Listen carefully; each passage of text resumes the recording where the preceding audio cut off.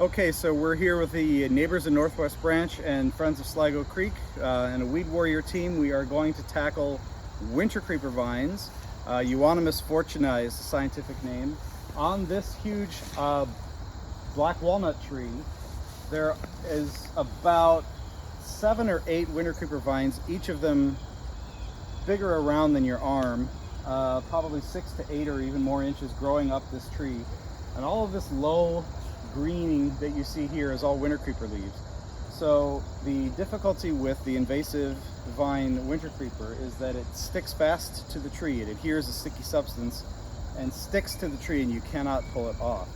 And so in order to kill it up above, you have to not only cut it once, but cut it a second time and pull out a small piece so that the vine can't get water from the roots up to the top.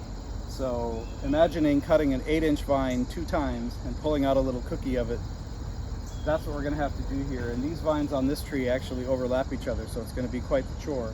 But this entire area is surrounded by other trees with the same affliction. So we are going to see how many trees we can save from these King Kong sized Wintercreeper vines.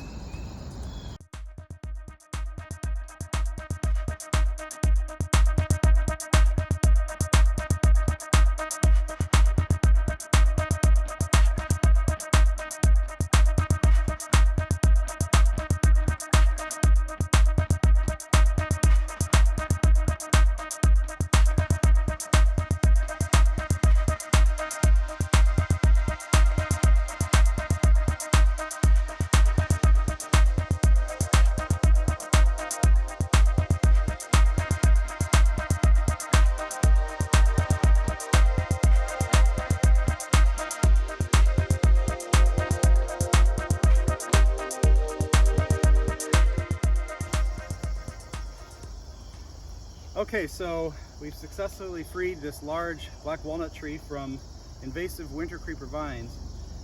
These vines, the largest piece was, I'd say, about 8 or 9 inches wide. Tree rings are about 45 or 50 years old.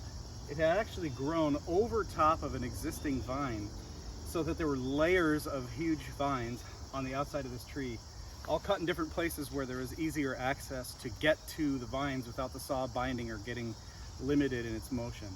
In order to really successfully free a tree from these big Wintercreeper vines, since they adhere to the tree so tightly, you have to actually cut, lumberjacks call a cookie, out of the space and pull it out so that the water can't get from the root to the higher part of the vine.